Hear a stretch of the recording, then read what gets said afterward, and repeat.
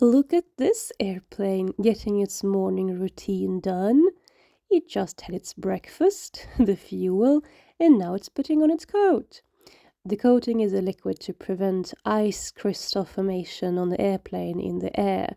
So, just the way you get dressed and prepared in the morning and have breakfast, airplanes also get ready. We begin our footage at Arlanda Airport in Stockholm, in Sweden, and we will be taking off from Lyon in France.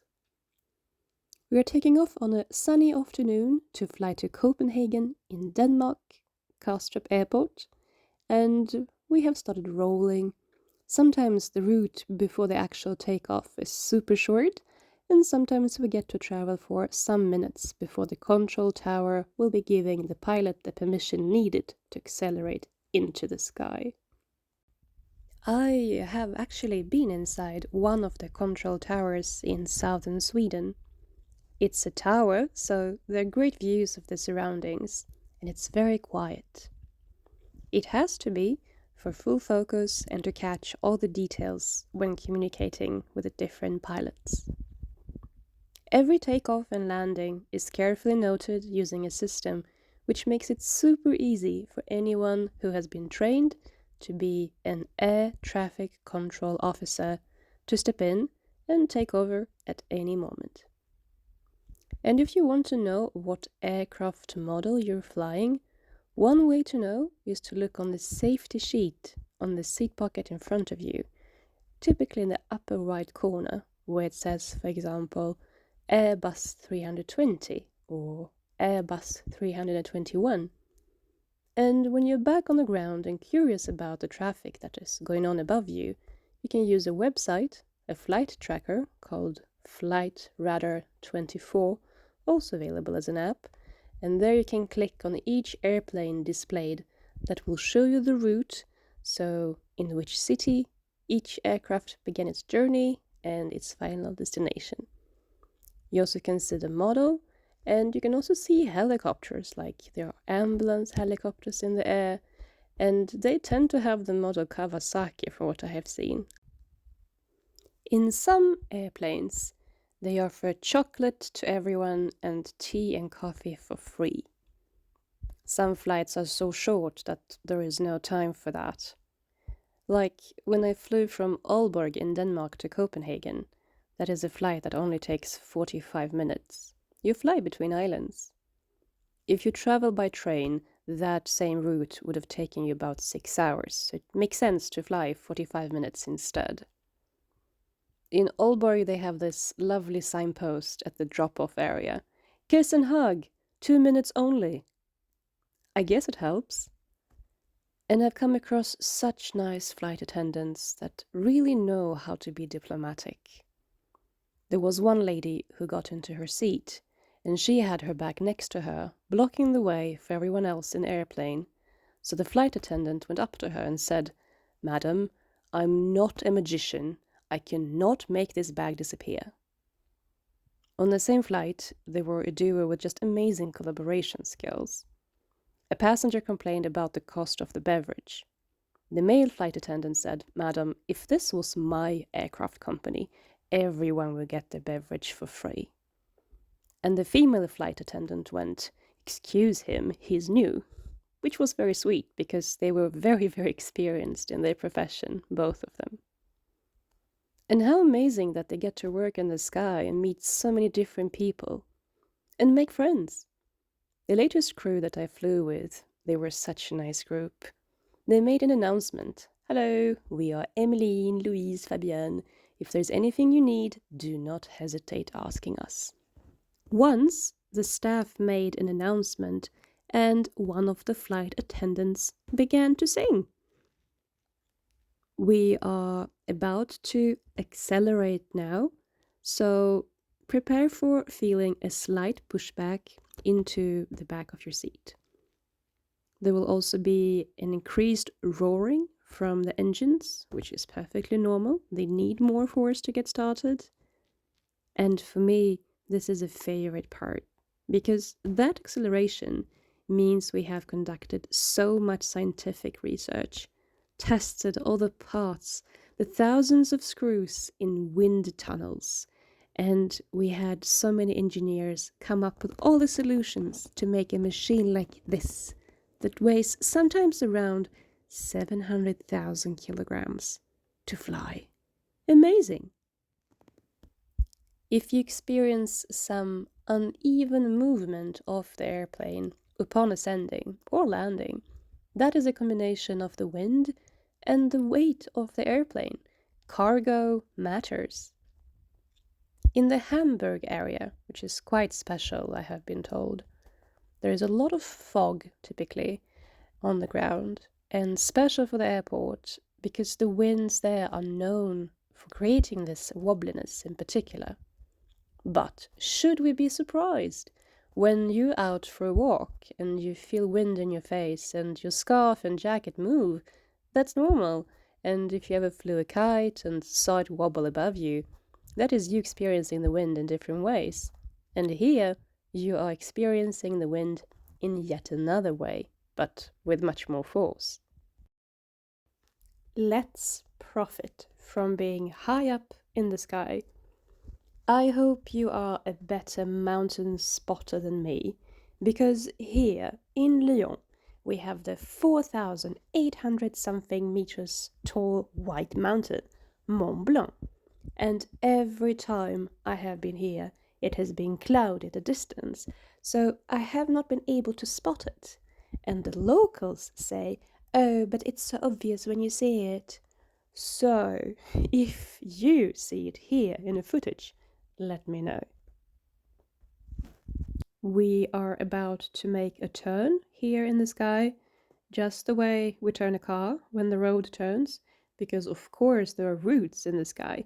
The slight difference here is that depending on by which wing you're seated, the wing might appear to go above the horizon, and at the other end it might be appearing touching the ground. Actually, when the air traffic control officers separate the routes for the airplanes, they of course do it by height, but they also do it sideways.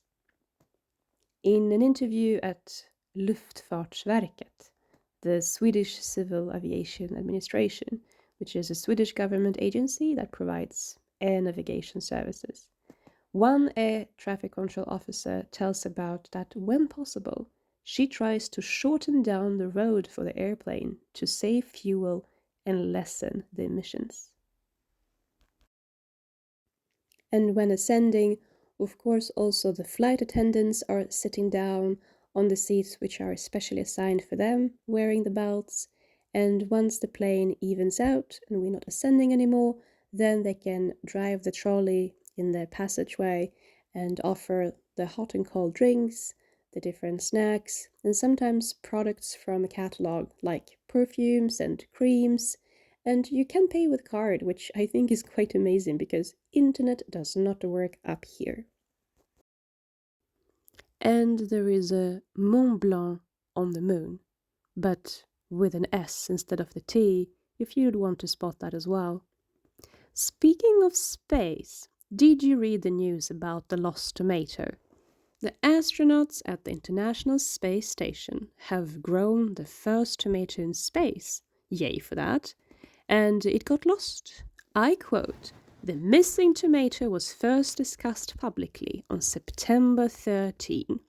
That is 2023. It is easy to lose a tomato out of sight as the International Space Station is larger than a 6-bedroom house.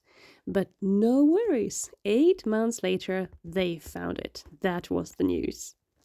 So here is more of the Alps. You are welcome. If you see something special, we could pretend it is airplane etiquette that you have to discuss that with your neighbor. It is a fun game to try guessing where you are. Daytime, you can use lakes for orientation, looking down below, and nighttime, the infrastructure, which is lit up roads or other famous road marks and similar things. I still find it quite difficult in countries where I do not spend much time, because some cities which are big when you are on the ground are small when seen from above. When I flew to Portugal, one lady tapped my shoulder and pointed to the window. It was impossible to miss that the sparkling tower we were passing by was the most known symbol of Paris. So, what does it feel like to be inside of cockpit where the pilots are and having the views in front of them and the many buttons to steer the airplane? Well, one way to try is to fly a flight simulator. I know a couple of them are available at F11 Flygmuseum. In English, that is F11 Flight Museum, and it's situated very close to Skavsta Airport, outside of Nyköping in Sweden. And you can try different models and really compare how technology has evolved over the years. Some of the simulators are very easy because the newer the plane, the more easy it is to drive. And of course, the older ones are more heavy and more difficult to navigate. By the way, if you ever have gone by car or by bus on a bumpy road, you felt it was bumpy, right? It was fine, and then you were through.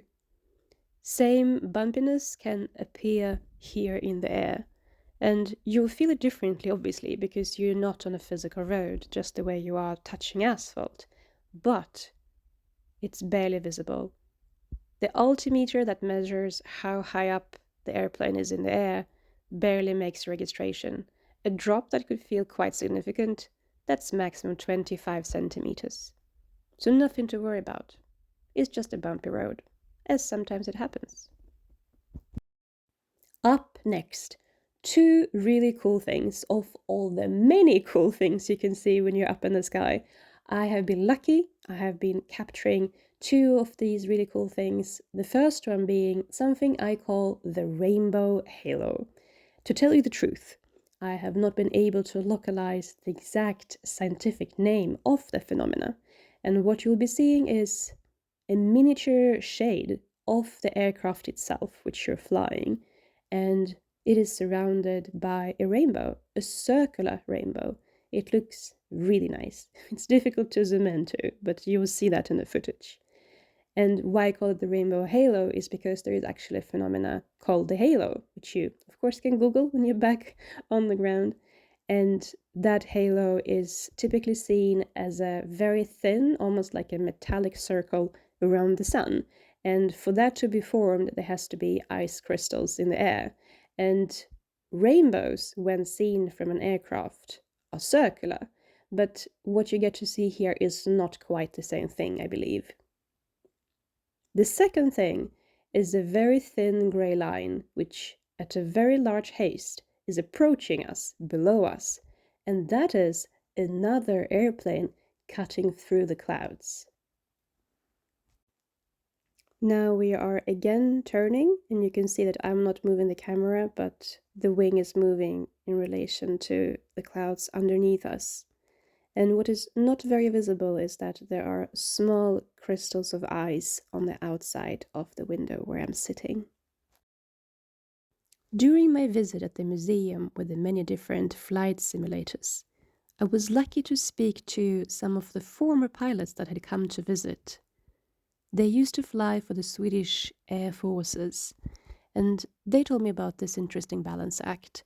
If you are the pilot of a rescue service aircraft, an aircraft which is particularly adapted to put out fires in a forest, for example, then this is what you have to do. You take the aircraft to, for example, a lake, and you fill it up with water in the particular container which is underneath you. But you don't do it once, because the fire in the forest which has to be put out probably is ravaging and has been going on for a long time, so you'll have to come back time and time again. So what you do is you start on the surface, you fill up the tank, and then you drop it off on the forest, and then you come back. But you don't stop. You don't land on the water to stop and fill up. You make sure that the journey you do across that lake is just enough to fill up the tank. So you slide on the surface, filling up the tank underneath you, and that changes the balance of the entire aircraft, and you have to know how to handle that as a pilot. Once you fill up your tank, you fly up, you empty the tank, and during you doing that, again the balance changes and you have to handle that. That is super amazing. It's a really cool skill. Well, in time, before it's time for landing, the pilot will be announcing, hey, it's time for landing. But differently put, of course. There will be some weather forecasts. You will be requested to buckle up and sit down on your seat. And you'll see that we are approaching the clouds and we will be actually cutting through the different layers of the clouds. And the effect here today is that since we are so high up, we see the sun. But since the clouds are covering the city where we will be landing, it means we will be entering into quite a grey day or grey evening.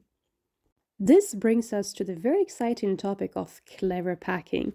Some people would even call it life hacks, which I think is a combination of words that will be out of date very, very soon. So now this is a time mark for you and me here in this recording. So I consider myself having mastered the art of packing. Once it so happened that I was traveling from Stockholm, minus 11 degrees Celsius, to Barcelona, and the information I had used was not to check today's weather, which is the most smart thing to do, but to check the average weather for the month, which sometimes can be very, very wrong. And the average temperature that I was shown on the internet was 11 degrees plus on average in Barcelona in December.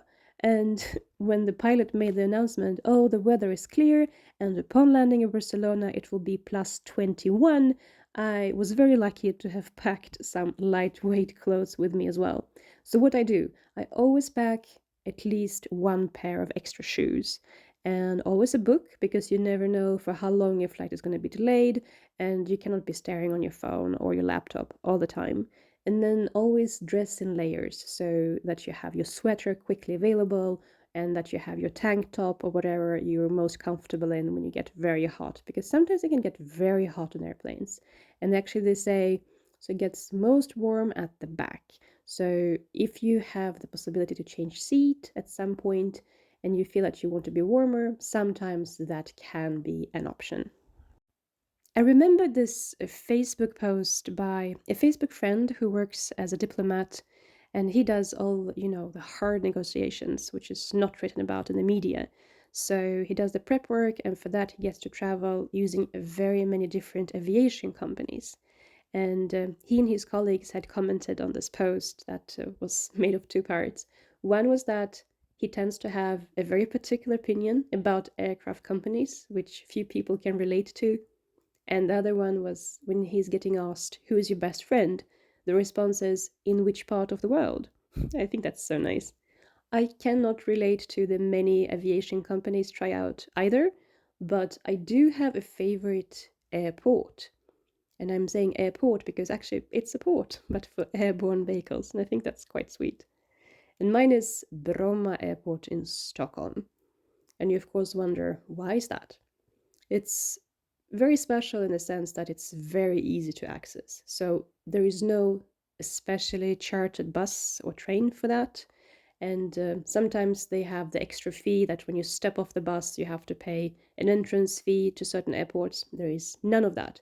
So you can take the local traffic using the local ticket, and it's very close to the center. It's small, everyone is nice. It's a cozy feeling, even if you're late for your check-in. And by small, I mean if you travel with hand luggage only, the security check sometimes can take 3 minutes if it's not crowded. Another special thing about this airport, which is not what makes it my favorite, but it adds to the nice part, it's knowing that there is a locomotive buried underground. I had heard this rumor for a long time, and then things happened and I spoke to a former employee there, and she confirmed to me that this is actually true. The reason to why it was buried underground is that it deemed more practical than removing it. So, sure, great, fantastic. It's just that why do you have a locomotive at the airport in the first place? And that information I had not come across yet. But then every airport has its history.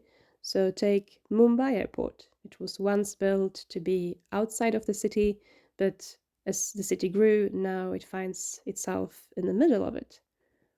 And there are airport awards and prizes to get. Did you know that?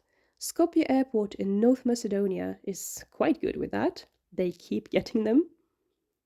When I came to the country in May in the middle of the night, the cafe was open, the car rental was open, they have a post office there, toy machines, and I would like to know which airport will be up next for competing against the airport in Singapore, which year after year keeps winning or being voted the most beautiful airport in the world.